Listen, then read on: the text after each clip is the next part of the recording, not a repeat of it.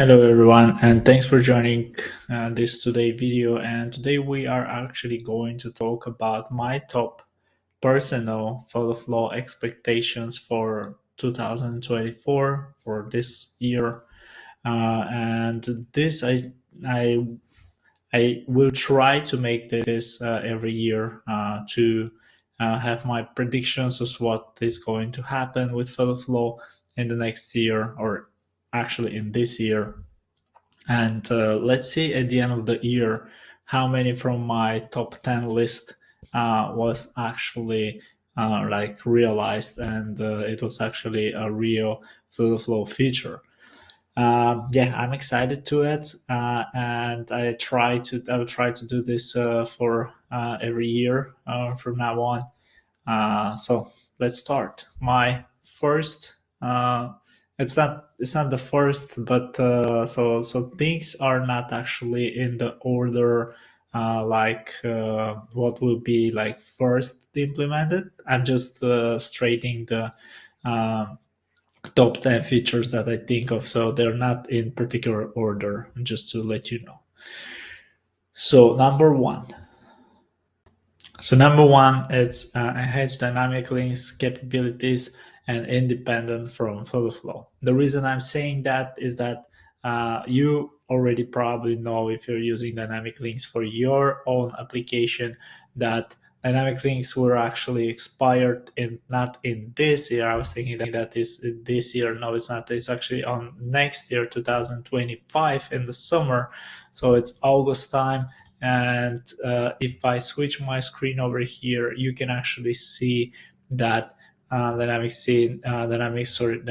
links are actually expiring on August 25. So after that day, you will receive 404 status error, and there is nothing official yet from Flow about the dynamic links, but I expect them to be done by the end of this year. There are a lot of alternatives. I'm actually trying to build my own dynamic links on my own server. So hopefully I can do that and provide you with some dynamic links that you can use for your own project. But yeah, I expect this functionality to be done by the end of this year. Number two is real data screenshot mode for enhanced visibility.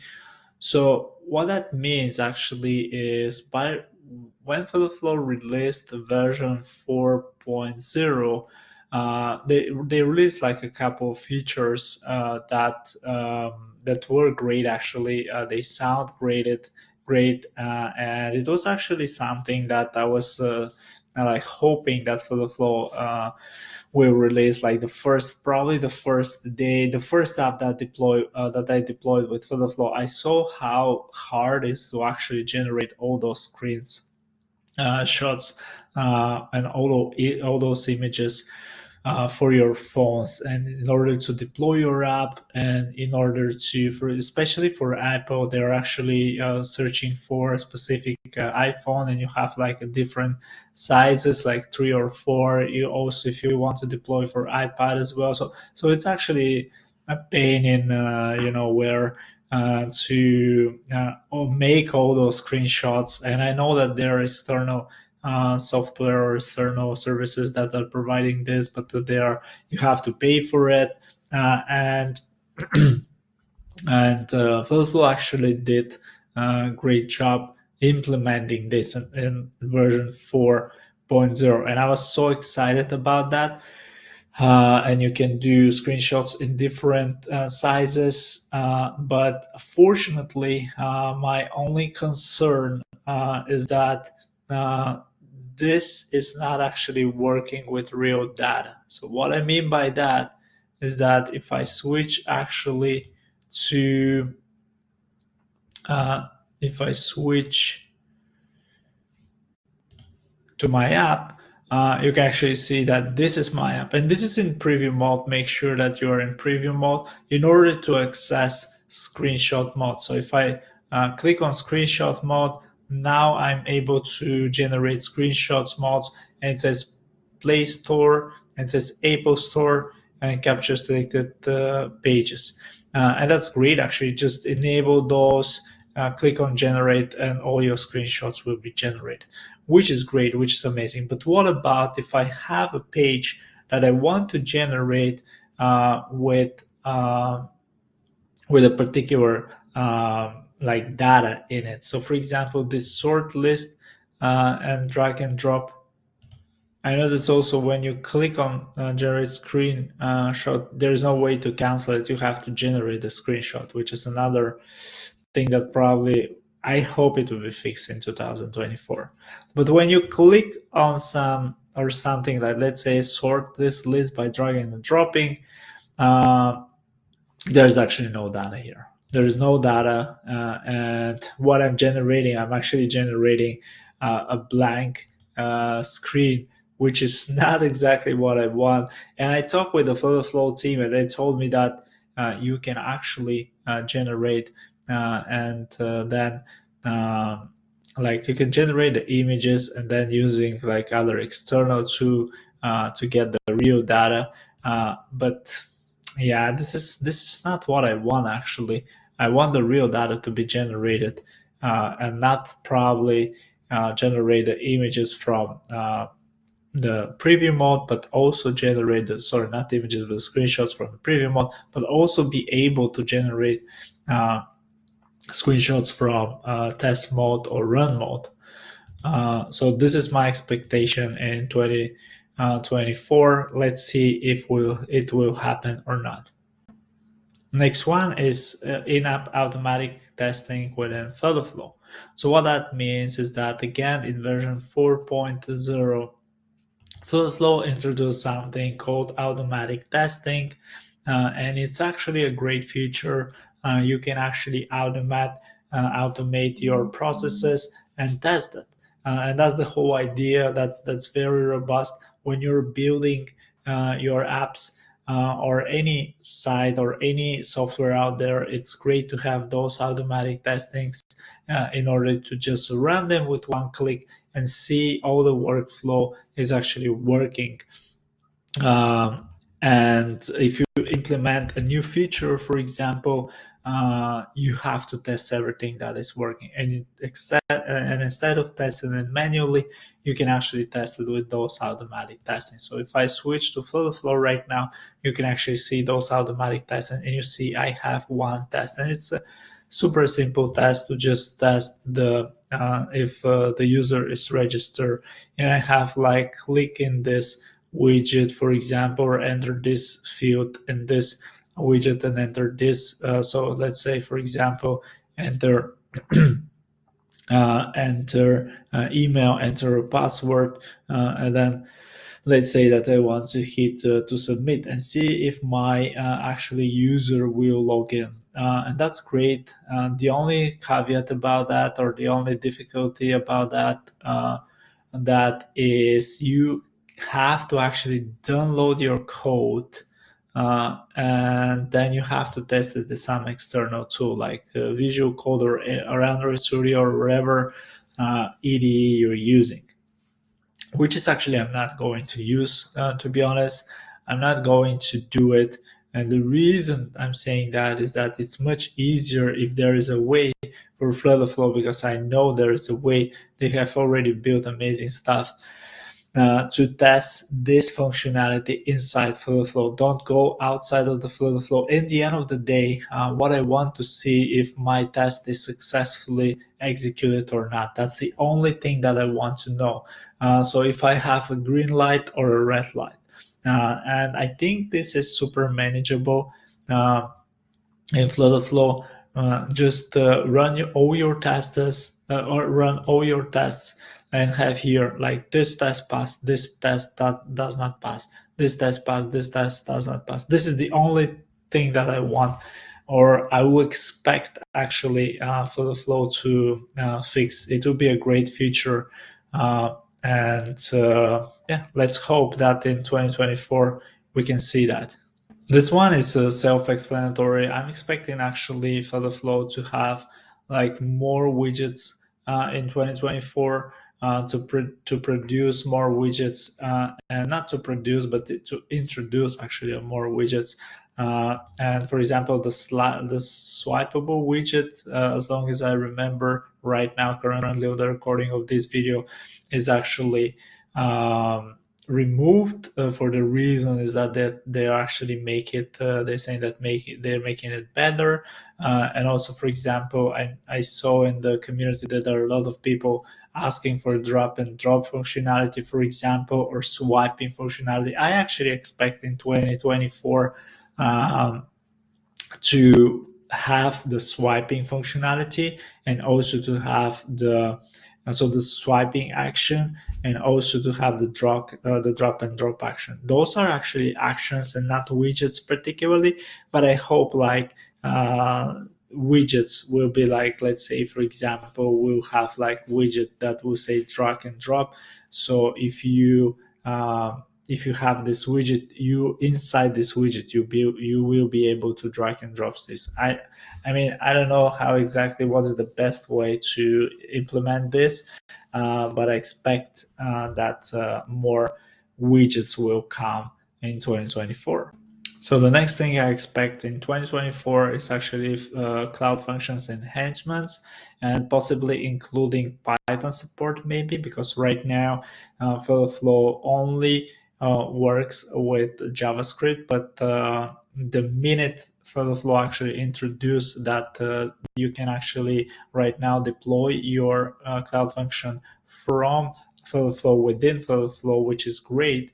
Actually, Firebase introduced that you can also deploy functions using Python. So that's actually great. There are a lot of libraries already for Node.js, but there are a lot of libraries for Python as well. And you can actually use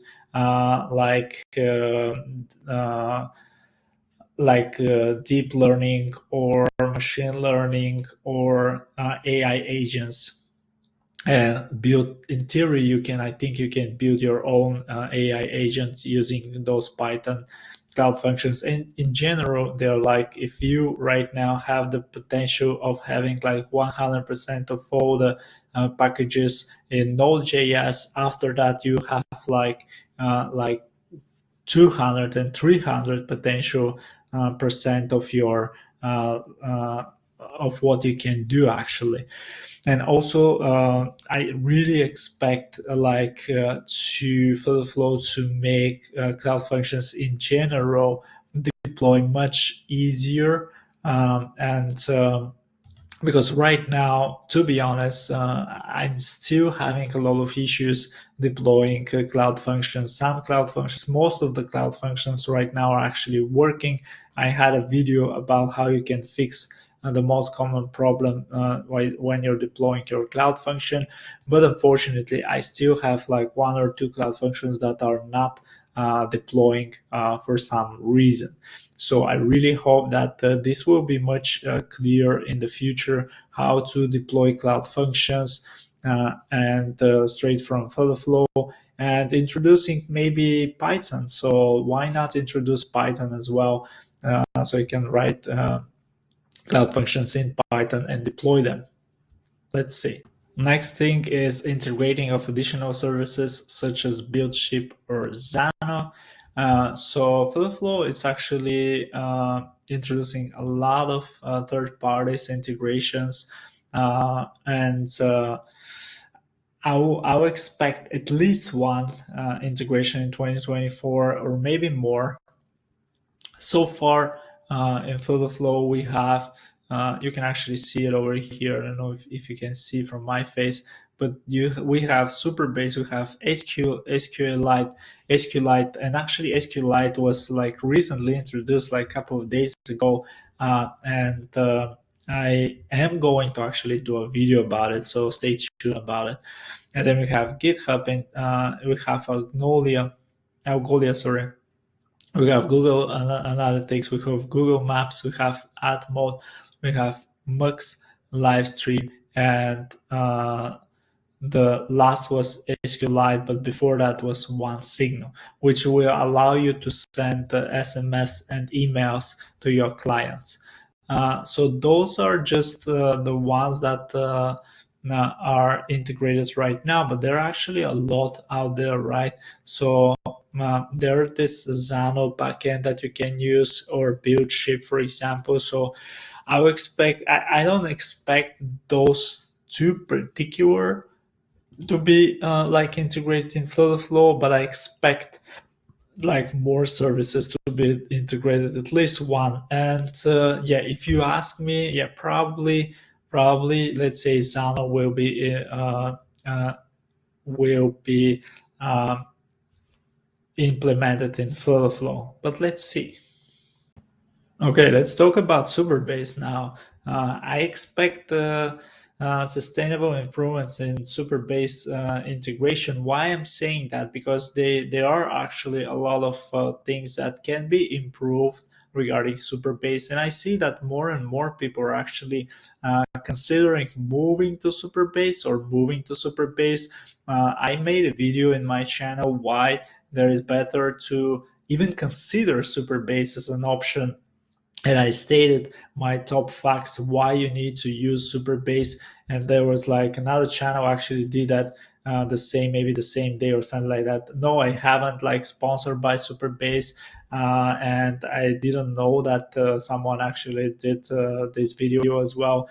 But the whole idea is that there are a lot of improvements regarding the implementation of Supabase in Flow. So, for example, like integration of authorization using Google, for example, or Facebook, or some other platform, you name it, like GitHub, for sign up or authenticate your users with Superbase. And I know that Flow is actually working on that already, and I think they're already implemented the Google one. So I would expect in 2024 to they implement even more, even like all of them. Another improvement that Flow can do with the Superbase is actually real-time database. Right now, you I think you cannot use that in Flow to use real-time database with Superbase. I expect this to change in 2024, and people will be able to just use real-time database in Superbase, which is huge. And another thing that needs to be improved in 2024, which I expected that Flow will actually do in this year, will be that it's with Firebase. They actually introduced last year. They introduced so with an action you can actually query like a collection or document, or delete, update, and so on and so forth. Previously, we didn't have that. We had to actually do it with a custom code, and I expect the same for Superbase. I expect, because there are a lot of people are actually asking for that. It makes sense actually to have to be able to do this with an action, not only to get the data from a widget, so query Superbase row from a widget, but we should also be able to query the Superbase row from an action. So let's say on scaffold, on page load, we should be able to query like one row or multiple rows, like a list of rows. So I expect that in this year as well. Okay, so the next one is for find foreground and local push notifications. So about that, I actually expect this year to be made significantly changes about, for example, addressing the issue when your app is open right now, and you receive a notification. The notification will be actually not received, and the reason for that is I think you need to use a foreground notification and not the push notification for that. And maybe I'm mistaken. I don't know. I'm not super into notifications, but this is my expectations. And we don't have like a local push notifications and foreground push notifications. For the flow, we're actually talking about that they're consider implementing this feature. So I will expect that they will implement this feature in this year, because there are a lot of issues that can be addressed. For example, like the missing notification, like I told you, when the app is open and you don't receive the push notification, or the links actually. I don't think that there is a robust way to actually have your push notification, and then if someone click on your push notification, to be redirected to the particular deep link inside your app, particular page inside your app. And then another thing is that the logo, actually, that's a very old issue about the push notifications, that the logos are actually not like the logo of the app. I'm meaning is not like showing when there is a push notification, and that's very old issue. And I expect they tackle this issue as well in this year. And yeah, like in general, I expect that they will refine the push notification and also implement the local push notifications. Why not? Let's see. Yes, I really think so. I really expect that introducing of a custom map markers will be this year, guys. I know that a lot of people are actually asking for that. I actually try to implement this myself. I try to make like a tutorial for people to how you can make how you can use your custom markers in Flow, but it was like very hard to do it myself. And I had to rewrite for the flow, and for the flow actually have to like literally they have to add like 10 lines of code or something like that in order for at least include like more options, like let's say 10 markers or something like that. For a customable marker, probably they need to write a little bit more code, but it's not like super something like that needs to be super. Like I think I confidently can say that one day max 5 days of work of one developer will be able to do that. To be honest, I saw the code. I'm really telling that it's not that hard, but let's see. I really expect that they will implement this customized map markers this year, because there are a lot of people actually asking that, and because, like I said, it's I don't think it's that hard to actually change the source codes of Flow, and change the code of Flow to be able to have this feature. And the last thing in my top 10 list is actually support for NFC and Bluetooth connectivity. Right now, we don't have like any like external device support for communication regarding Flow. So there are a lot of people are actually talking about, and I know that the Flow team are really considering about that. So I will expect that this year they will at least implement Bluetooth or NFC, or maybe both. We will see connectivity, because of course you can actually do that with a package. We already know that you can do everything with a package in Flutter and implement it in Flutter Flow, but I expect Flutter Flow to do it natively, which will be much easier for people to just click two buttons and enable, or one button and enable Bluetooth, for example, and use all the actions that are related to Bluetooth. So I expect that to happen in this year, and maybe more connectivity, or maybe more device, like the Compass, for example. I don't see like many implementation of this, but why not? I mean, if you tilt your device or do something like the gyroscope, I think it's called, right? So there are like a lot of sensors in your mobile phone that Flow can actually leverage from that. And if they actually provide you a easy way to access like the camera, they already do that, right? For the camera, for the phone, for example. Imagine if you have access to the gyroscope, for example, to the compass, to Bluetooth, to NFC. So, like I said, I really hoping it. I expect that in 2024 they will introduce at least like Bluetooth or NFC or maybe both. So that was actually all the list.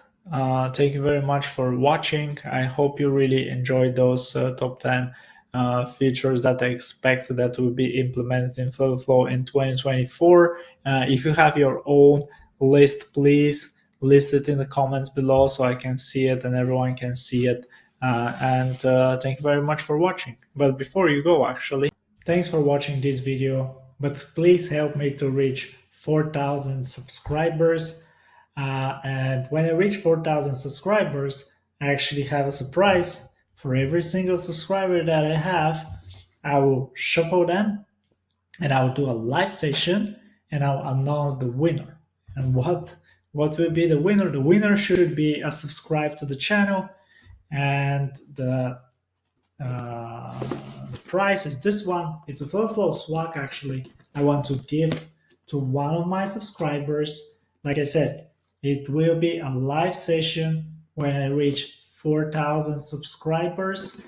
And this Slack is actually have a t-shirt, the same that you see over here. It has stickers and it has a mug. So it's pretty good mug that you can drink your coffee or tea or whatever you like to drink from it. And like I said, I will give this to one of my subscribers. So please subscribe to the channel. And also, I'll do a live session. So it should be in the live session when I reach 4,000 subscribers. And I'll just pick from wherever who is subscribed. And it is in the live session. And I'll pick a winner so he or she can immediately DM me the address, and I can send this Slack box. So please subscribe to the channel to have a chance to win this amazing Slack box. I just want to say that the paid membership for YouTube is now open, so you can be a paid member to my YouTube channel, which means a lot. And thank you very much for all the people who are right now paid members to the channel.